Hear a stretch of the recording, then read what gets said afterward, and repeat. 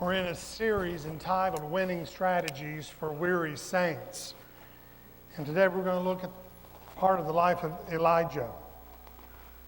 As we pick up in the story of Elijah's life, Elijah should have been coming off an emotional high. He had just pulled off one of the greatest feats you'll ever read about, one of the greatest upsets in military or sports history.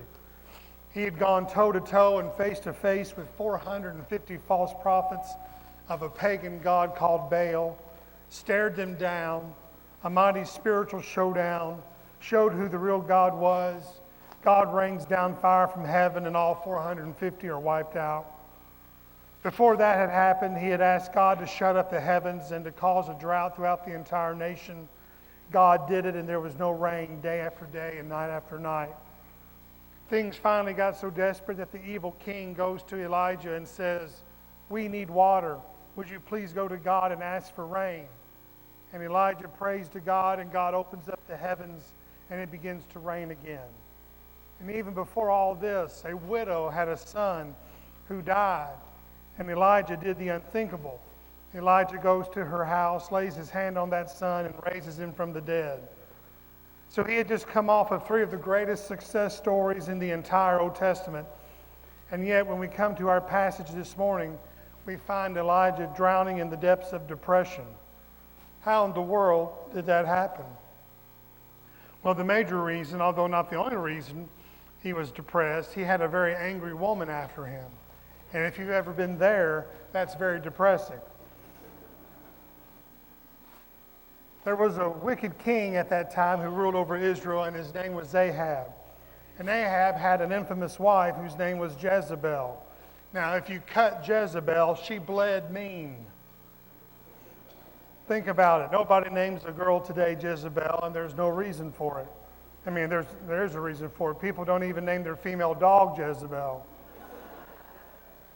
So no doubt about it, the meanest woman in the entire Bible was Jezebel. So here's where we pick up the story. Jezebel was not real happy about Elijah getting all of her prophets killed. But he was preaching and turning the nation back to God. He was really upsetting her apple cart. So look at verses 1 and 2.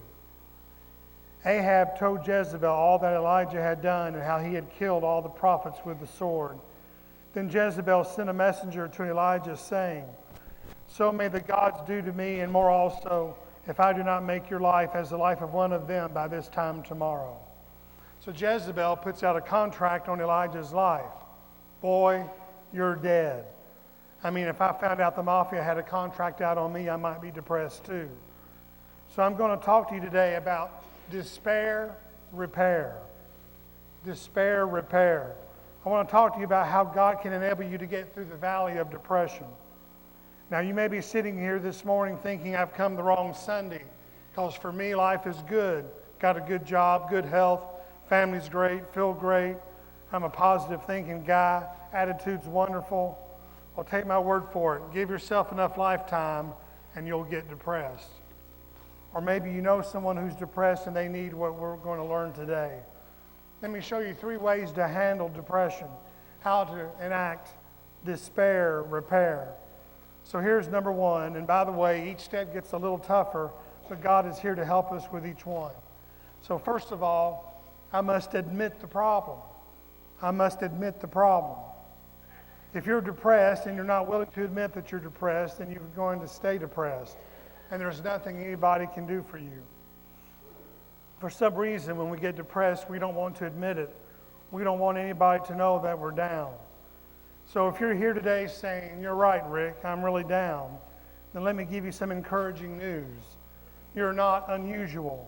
19 million adults in America today suffer from depression. That's 1 out of 10 adults aged 18 or over. So if you're depressed today, it's not unusual. You're not alone. And secondly, it doesn't mean you're ungodly. Some of the godliest people in the Bible got unbelievably depressed. I've even heard some so-called preachers say, if you're a follower of Jesus, you should never be depressed. But that's wrong. Moses got so depressed because he had to put up with millions of Jews griping to him and about him for 40 years. Job got so depressed because he was suffering for something he hadn't even done. Elijah got so depressed because of the anger of one woman. Jonah got so depressed because he didn't agree with what God was doing.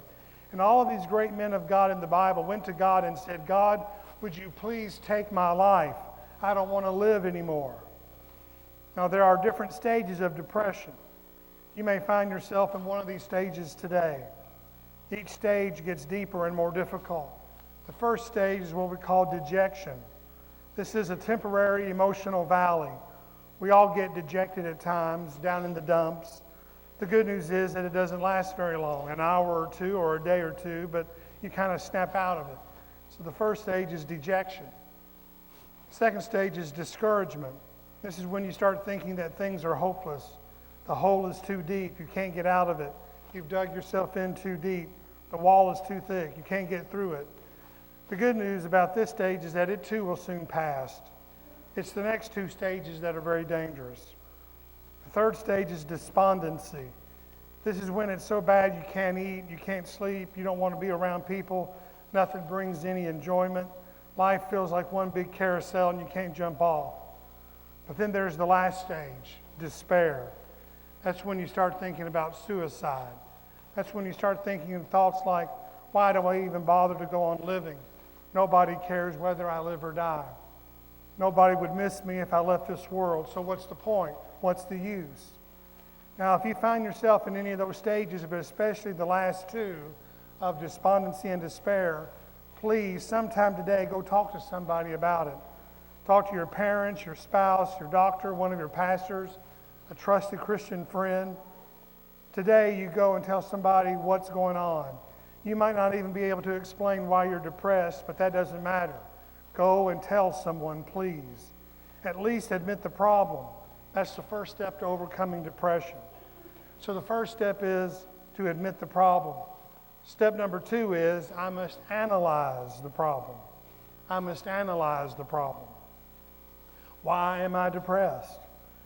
Now, one of the most frustrating things is when you look at your life and you feel like everything's going well, and then you've got this depressed feeling, but you cannot figure out why. And by the way, it's not unusual for things to be going great, that after some great success, that despair hits. I've already told you that's exactly what happened to Elijah. He defeated 450 false prophets, raised a boy from the dead, and ended a drought with his prayer, and now he's depressed. It's not unusual, but here's the problem. Here's what we tend to do when we're depressed. We isolate ourselves. We cut ourselves off from people. That's exactly what Elijah did in verse 3. Then he was afraid, and he arose and ran for his life and came to Beersheba, which belongs to Judah, and left his servant there. He left his servant there is key. Now he's all by himself. He tells his servant to get lost for a while. He doesn't want anyone around him. Then verse 4. But he himself went a day's journey into the wilderness and came and sat down under a broom tree. And he asked that he might die, saying, It is enough. Now, O Lord, take away my life, for I am no better than my fathers. And he lay down and slept under a broom tree. And behold, an angel touched him and said to him, Arise and eat. Now look at what happened to Elijah. He did the same thing we're all tempted to do. You can get really depressed or you withdraw from everybody. You know why? Well, you don't want to fake it. You don't want to smile when you don't feel like smiling. You don't want to laugh when you don't feel like laughing. So what do we all tend to do? We go home, go to bed, pull the covers over our head, and we wallow in our own self-pity. Why do you think 99% of people who commit suicide do it when they're alone? Because they don't want to be bothered. And that's why it's so important that you step back and say, okay, let me try to figure out what's causing my depression. Why do I feel the way I do? Now let me give you some good news. From a biblical and experiential standpoint, I've discovered that there are basically 3 causes to depression. If you're depressed this morning, I promise you there are 1 of 3 things causing your depression. One is it could be a physical or chemical cause. That's why workaholics can get so depressed. You work late at night, carry your work home with you, get up early, eat on the run, get very little exercise, and stay physically run down. It can happen to the housewife. You've got 3 small kids, unending household duties, crying babies, never can get all the work done, and you're physically worn out. And along this same line, depression can be caused by a chemical imbalance. The brain has chemical messengers called neurotransmitters, and your brain is constantly sending out chemicals called serotonin and dopamine. If for whatever reason your brain does not give you the right amount of serotonin at the right time or not enough dopamine at the right time, then you can go into major depression. That's why you should be encouraged to go see your doctor if you're depressed. Get a checkup, get blood work done, make sure there's nothing wrong chemically or physically with you. Another cause for depression is emotional. A lot of folks suffer from 3D depression. That's depression that's caused by divorce, death, or disaster. You get a call from the doctor and he says, I hate to tell you, but it's malignant. You get depressed. That's normal. You walk in and there's a note from your spouse of 20 years. I've met somebody else. I don't love you anymore. I'm leaving you. You get depressed. That's normal. You drive home and pull into your street and suddenly you realize it's your house that's on fire. You get depressed. That's normal. That's 3D depression. That's a normal response. You lose your job. You didn't get the promotion. You flunked out of college. All kinds of reasons. There are emotional causes for depression. And then there's a spiritual cause. So just let me state the obvious. Do you think the devil wants you full of joy? Do you think Satan wants you up? Do you think he wants you to live your life in such a way that people look at you and say, man, if that's what Christianity is all about, then give me all of it that I can have? The devil wants you down, discouraged, defeated, depressed. Satan is the ultimate killjoy.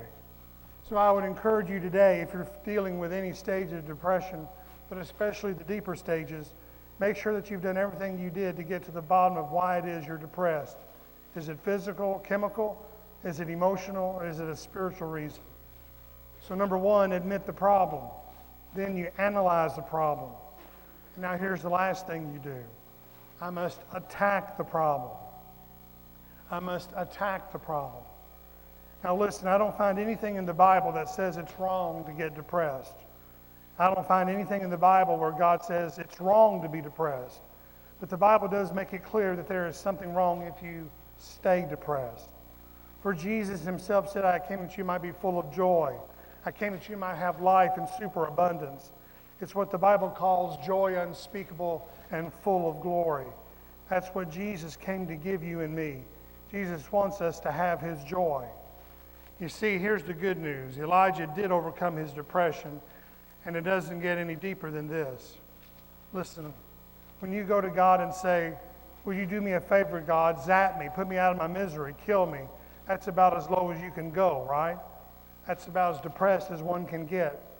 But God restored joy to Elijah's life. God restored emotional equilibrium to his life. How did God do that for Elijah? Well, God led Elijah to take 3 very practical steps. First, to refresh yourself. Look at verses 5 and 6. And he lay down and slept under a broom tree, and behold, an angel touched him and said to him, arise and eat. And he looked, and behold, there was at his head a cake baked on hot stones and a jar of water, and he ate and drank and lay down again. Now don't miss how amazing this really is. The last thing that Elijah said to God was, God, would you do me a favor? Kill me.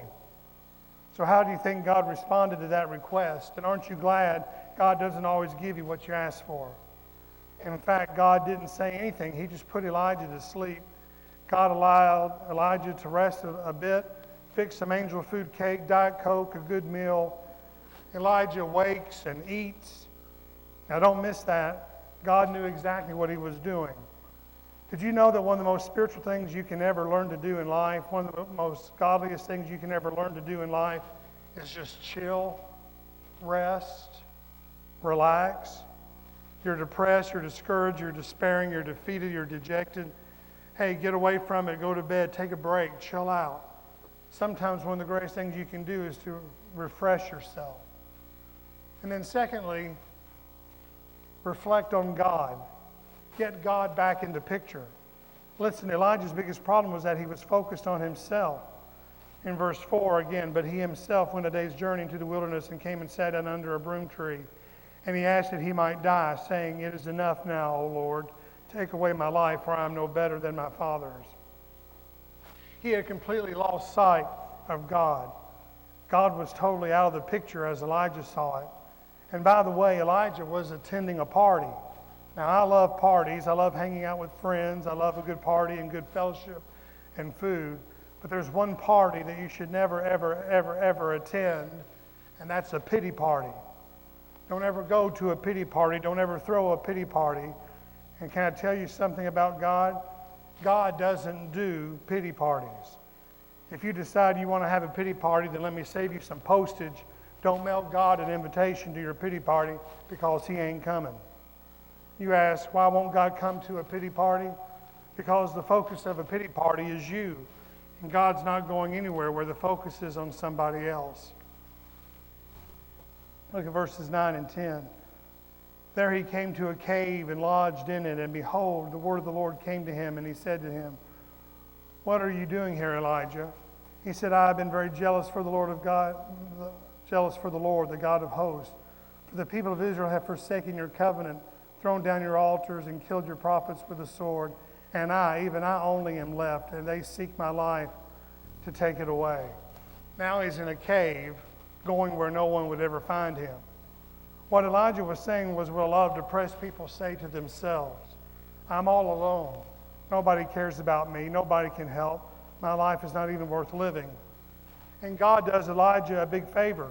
In essence, he says, Elijah, I'm sick and tired of hearing you talk about you, and I'm sick and tired of watching you look at you, and I'm sick and tired of you focusing on you and all your problems and all your troubles and all your trials and all these things that you think are wrong with you. Elijah, I'm sick of it. How about focusing on me? How about reflecting on me? Verse 11. And he said, "Go out and stand on the mount before the Lord." And behold, the Lord passed by, and a great and strong wind tore the mountains and broke in pieces the rocks before the Lord. But the Lord was not in the wind. And after the wind, an earthquake, but the Lord was not in the earthquake. And after the earthquake, a fire, but the Lord was not in the fire. And after the fire, the sound of a low whisper. And here's what God did. God said, Elijah, why don't you stop thinking about you for just a minute? And how about thinking about me?